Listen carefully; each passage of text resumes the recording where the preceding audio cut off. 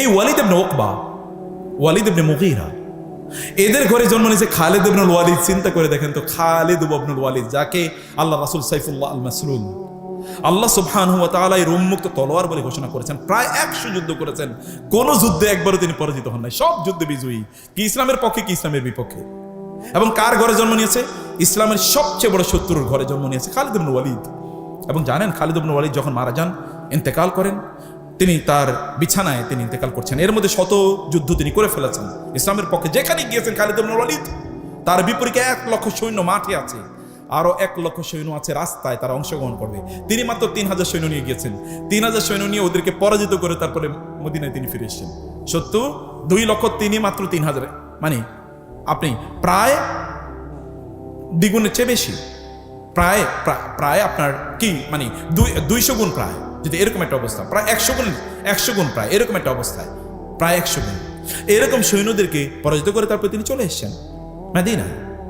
এবং তিনি তার বিছানায় তিনি মারা যাচ্ছেন, তিনি তার জামাটা খুলে দেখালেন, দেখো তো আমার শরীরে, দেখো তো আমার শরীরে এমন কোনো জায়গা আছে কিনা যেখানে তলোয়ারের চিহ্ন নাই, তলোয়ারের আঘাতের অথবা তীরের আঘাতের অথবা বর্ষার আঘাতের এমন কোন জায়গা আছে? না, কোনো জায়গা নেই, সব জায়গায় ক্ষত ক্ষত।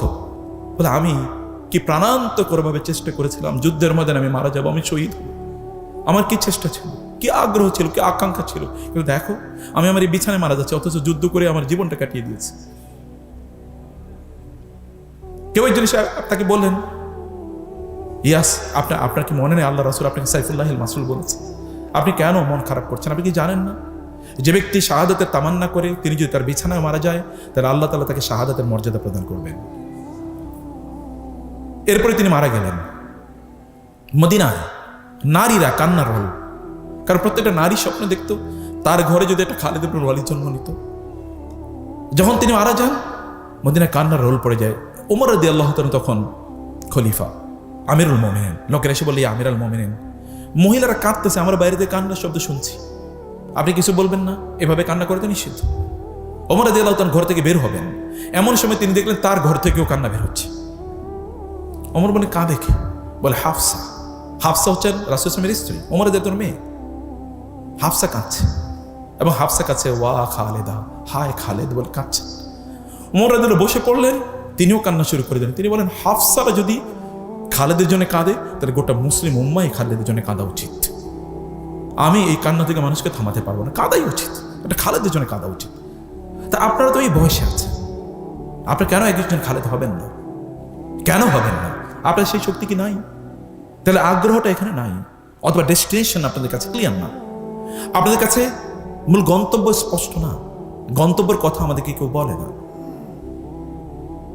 আমাদেরকে কেউ জানায় না, শোনায় না যে আমি কি করব, কি হতে চাই, হওয়া দরকার কি, সে স্বপ্নগুলো আমাদেরকে দেখায় না কেউ। খুবই আনফর্চুনেটলি আমরা ভিন্ন একটা গ্রহে বসবাস করছি। ভাইয়েরা, আমার ছোট ভাইয়েরা, তোমরা আমার ছাত্রের ছাত্র। আমার ছাত্র এখন ইউনিভার্সিটির প্রফেসর, কোথাও কোথাও তার ভাইস চ্যান্সেলর হয়ে গেছে। যদিও আমি একেবারে, যখন আমি শিক্ষকতা শুরু করি তখন আমার ছাত্ররাও আমাকে এসে মাঝে মাঝে তুমি করে বলতো, মনে করতো যে মনে হচ্ছে যেন উনি তো আমাদেরই এখানকার একজন। তুমি কোন ক্লাসে পড়ো, কোন সেমিস্টারে পড়ো?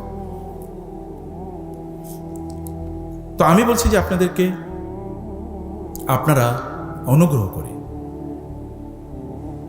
আপনাকে সম্মান করছি, আমি ভালোবাসি আপনাদেরকে, কারণ আপনাদের হাতে উম্মার ভবিষ্যৎ। আপনি জেগে উঠলে এই উম্মাকে কেউ দমিয়ে রাখতে পারবে না। এবং আপনাদেরকে দমিয়ে রাখার জন্য গোটা পৃথিবীর সকল আয়োজন, জানেন, আপনাদেরকে দমিয়ে রাখার জন্য, আপনি যেন জেগে না ওঠেন, এই কারণে সকল আয়োজন, গোটা পৃথিবী সব কিছু। আপনার ঘুমিয়ে থাকবেন না প্লিজ। আমাদের কবি তো এই কথা বলে গিয়েছেন, তোমার ছেলে জাগলে মাগো রাত পোহাবে তবে। মা, তোমার ছেলে জাগে, তুমি আমাকে কেন ঘুম পাড়িয়ে রাখছো, কেন ঘুমিয়ে থাকতে বলছো তুমি? আমি জাগলে তো রাত পোহাবে। গোটা উম্মার উপর রাত জেগে এসছে, দেখেন না আপনারা? গোটা মানবতার উপর যা রাত জেগে উঠেছে, দেখেন না আপনারা? আপনাকে জেগে উঠতে হবে পজিটিভলি, তার জন্য নিজকে তৈরি করতে হবে। এবং নিজের তৈরি করার জন্য 1 নম্বর ধাপ হলো ফোকাস। আপনি কি করতে চান তা নির্ধারণ করুন। আপনি যা হতে চান, positive, do become something positive. আপনি টাকা পয়সার মালিক হতে চান, আমার কোনো আপত্তি নেই, আপনি একজন সুলাইমান হন আলাইহিস সালাম, এবং তিনি আল্লাহকে বলেছেন, আল্লাহ তুমি আমাকে এমন রাজত্ব দাও, লা ইয়ামবাগি লিআহাদিন মিন বাদি, এমন রাজত্ব আর কাউকে দেবেন না, আপনি আমাকে এমন রাজত্ব দেন। এবং আল্লাহ কি রাজত্ব দিয়েছেন? জিনদেরকে আল্লাহ সুবহানাহু ওয়া তাআলা সুলাইমান আলাইহিস সালাম চাকর বানিয়ে দিয়েছেন। জিনরা তার কি করতো? বান্নাই ওয়া গাওয়াস, তার জন্য বিশাল অট্টালিকা নির্মাণ করতো, প্রাসাদ নির্মাণ করতো, বিল্ডিং নির্মাণ করতো। ওয়া গাওয়াস, এবং সমুদ্রে ডুব দিয়ে সেখান থেকে মণিমুক্তা আহরণ করে নিয়ে আসতো জিনরা তার জন্য। আর জিনরা তার জন্য কি ফার্মার হিসেবে, কৃষক হিসেবে কাজ করতো। এমন অবস্থা আল্লাহ তাআলা সুলাইমান আলাইহিস করেছেন। আপনারা সেটা করতে পারেন, নো প্রবলেম, কিছু একটা আপনি করুন।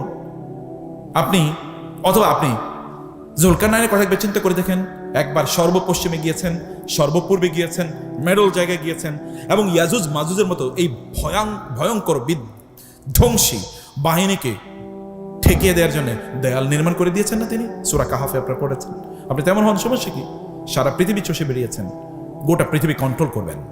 মোহাম্মদ বিন কাসেম যখন এই অঞ্চলে আসে, আপনাদের চেয়ে বয়স কম, 18 বছর বয়স। মোগল সাম্রাজ্য এর পূর্বে, মোগল সাম্রাজ্য বাবররা যখন এখানে আসে, বাবরদের বয়স কত? আচ্ছা, ইখতিয়ারউদ্দিন মোহাম্মদ বিন বখতিয়ার খিলজি যখন এই বাংলায় আসে, নদিয়াতে আসে, তার বয়স কত ছিল? আপনার বয়সী, আপনাদের বয়সী। তো আপনাদের তো এটা তো বিজয়ের বয়স, এটা তো ঘুমিয়ে কাটানোর বয়স না, এটা তো ফেসবুক দেখার বয়স না, এটা তো ইউটিউব দেখার বয়স না, এটা তো কোনো একটা মেয়েকে দেখার পর ওদিকে তাকে এরপরে হার্টফেল করে পড়ে গেলেন, এর বয়স না।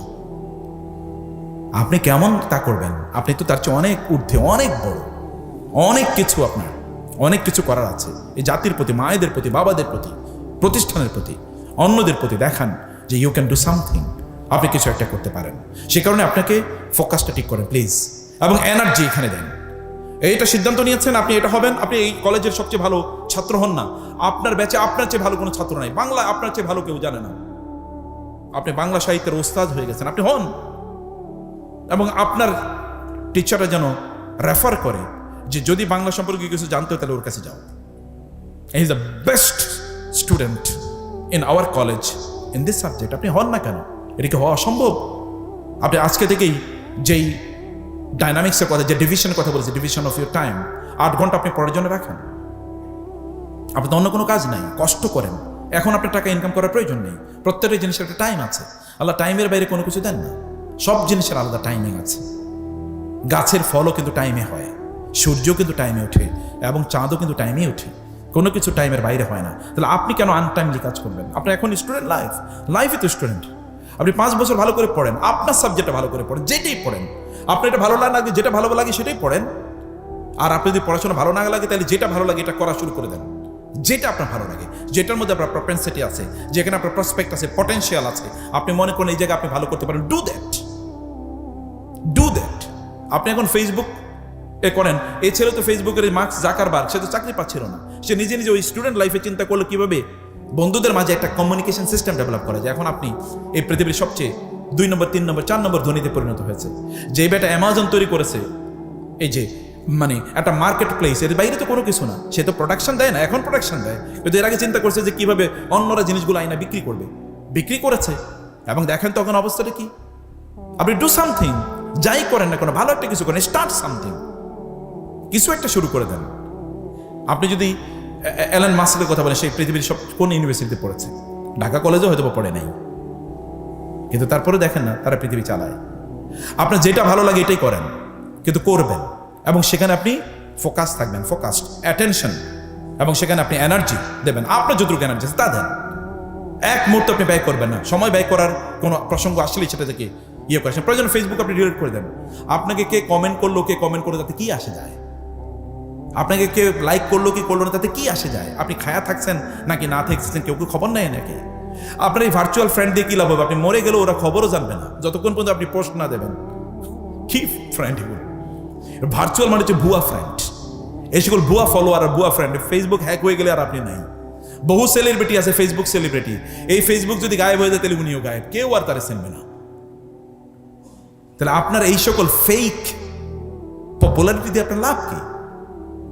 আপনি ফেসবুকে কমেন্টের পর কমেন্ট, লাইক দিলে আপনার মনে হয় আই হ্যাভ বিকাম সামথিং, 50টা লাইক পড়ছে। আর কোনো লাইক না পড়লে আপনার মনে হয় আরে এই জীবনটা আত্মহত্যা করাই ভালো, কেউ লাইক দিল না আমার। আপনি একটা ভিডিও আপলোড করে দেখলেন যে আপনি 3 বার দেখা আছে, ভিউ 3 বার, আপনি শুধু দেখছেন আর কেউ দেখেনি, এবং এই কারণে আপনার মন খুবই খারাপ। আরে করি কি, এই সময়টা আপনি ওইখানে দিতেন, কেন future is yet to start, আপনার ভবিষ্যৎ এখনো শুরুই হয়নি। এবং টাইম, ওইখানে টাইম দেন। আবার বলছি, কি focus, energy, time, focus, energy, time. ওইখানে আপনার শক্তি ব্যয় করেন, মেধা ব্যয় করেন, একটা সিদ্ধান্ত নেন এবং দেখেন আপনি কোনটা করবেন। এবং ডু সামথিং পজিটিভ, হারাম জিনিস করবেন না, ভালো একটা জিনিস করেন যেটা আপনার জন্য, সমাজের জন্য কাজে লাগবে, এমন একটা কিছু নির্ধারণ করেন। ফোকাস লেস করে দেয়া, এমলেস করে দেয়া, ডেস্টিনেশন লেস করে দেয়া, এটা শয়তানের এজেন্ডা। আল্লাহ বলেছেন হাসিবতুম আন্নামা খালাকনাকুম আবাসা ওয়া আন্নাকুম ইলাইনা লা তুরজাউন, তোমরা কি মনে করছো তোমাদেরকে এমনি বানাইছি, তোমরা আমার কাছে ফিরে আসবে না, জিজ্ঞাসা আমি তোমাদেরকে করবো না? সময় কোথায় ব্যয় করেছে? যৌবনের সময়ের ব্যাপারে আলাদা জিজ্ঞাসা, যৌবনের সময়ের ব্যাপারে আলাদা জিজ্ঞাসা, অন্য সময়ের ব্যাপারে তো জিজ্ঞাসা আছেই, যৌবনের ব্যাপারে জিজ্ঞাসা আলাদা।